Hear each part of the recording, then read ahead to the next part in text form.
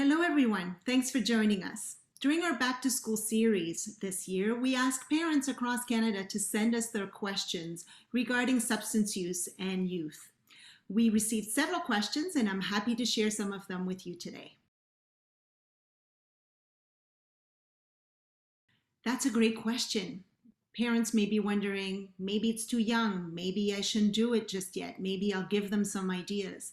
We actually think that the sooner the better. Of course, it all depends on context, it all depends on cultural background, but when we approach the subject with curiosity and respect, kids are going to be more open after to carry on this dialogue later in their teenage years. So starting at 11 is not too soon. Of course, it depends on the context, but we would encourage parents to start talking in broad terms. Maybe use the example of a cannabis store that just opened around the corner and start talking about what do they know about cannabis? What have they heard?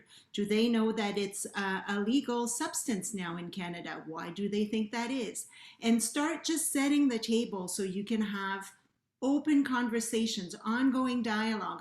We say the sooner the better. And some parents may be intimidated to say, well, I can't talk about drugs with my 3, 4, 5-year-old kid. Actually, there's a way of starting the dialogue at such a young age. Of course, it has to be age appropriate. So for example, a great opportunity would be when your kid is taking medication, taking antibiotics for an earache, or taking vitamins every day. They may be inclined to want more than the dosage that's prescribed to them because it tastes like banana or the vitamins are looking like candy. It's a great opportunity for the parents to explain that these are medication and it's very important to listen to the guidelines that are given around those substances. As they grow older, the conversation will evolve. It will be, age appropriate depending on what they're exposed to. But setting the stage at an early age to be able to talk about the differences between a medication and a candy, for example, is going to be super useful when they grow older. Parents may think that, well, I'm not in a position to be able to talk about substances with my kids, or maybe they have teenagers now that are saying, they're not listening to me, so what's the point? Interestingly, we did a tracking survey with kids across the country and asked them what was their preferred source of information when it came to drugs. And parents came as the number one source of information. They even come before peers, they even come before social media. So even though you may not think that they're listening to you, keep talking because your kids are listening and they're interested in what you have to say about drugs.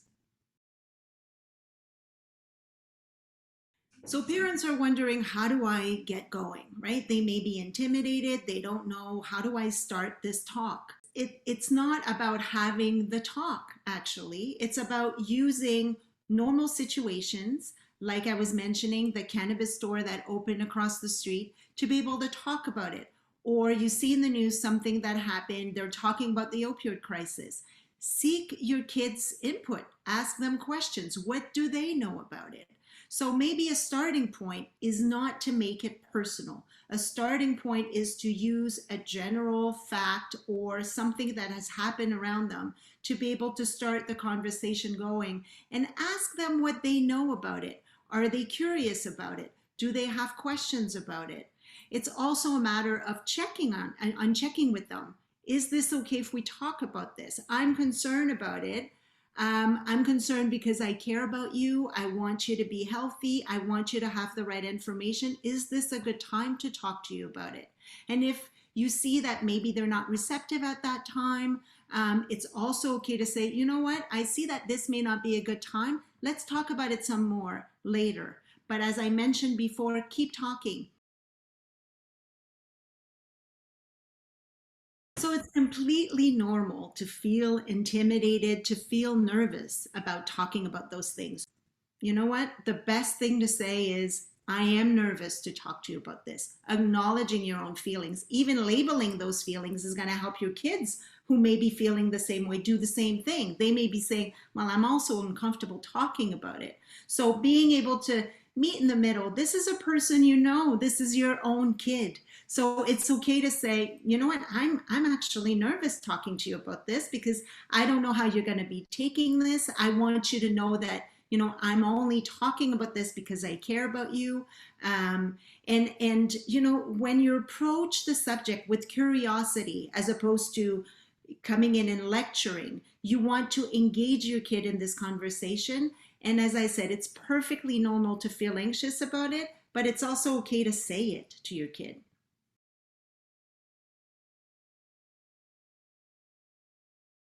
Well, I think that you need to find the right moment to be able to validate whether or not you're right. Maybe when you have some quiet time, some downtime, you're driving your daughter somewhere, you're taking a walk. When you feel it's the right moment, maybe you can approach your daughter and ask directly, you know, I think that you may be starting experimenting with weed. Am I right? Should I be concerned about this? And then, depending on what the answer is, I would strongly encourage to push the conversation further to ask about when and how they're using, in what context, so that you can have a little bit more details about usage and to be able to support them better, to find out, you know, do you know the THC level that you're using? Where are you getting the weed from? And it's not a matter of, you know, again, lecturing. It's a matter of finding the information to be the best support for your kid. It's completely normal to be concerned about it. It's also okay to say that you're concerned about it because you care about them, because you want them to make the right decision for their health. So I would definitely wait until you're not in a space where you're angry, but you know, you remain calm and you approach it with a lot of love. When kids start using substances as a coping mechanism, you have to go to the root of the cause, having an appreciation of why they're feeling anxious, what are they feeling, and then try to brainstorm with them about what else they could do to make them feel better. And acknowledging that you're sorry that they feel like this. So it could go like, you know, I'm smoking weed because I'm anxious before going to a party and it takes the edge off. You could say, I'm sorry that you feel like that. Is there a particular reason why you're feeling anxious to go to this party? Is there other things that you could do than smoking weed? Do you think that there's some concerns of you using this on a regular basis?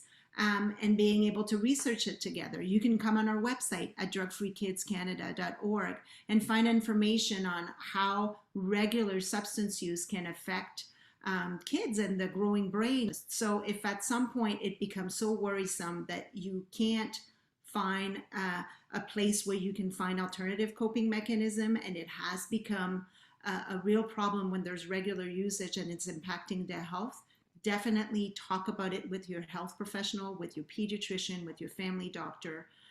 There's also resources that you can find on our website, but don't be afraid to reach out and find help. One of the things that's important when we talk about having an ongoing dialogue is that ultimately when you're having conversations about attending a party where there's substances, it's not the first time that you talk about this.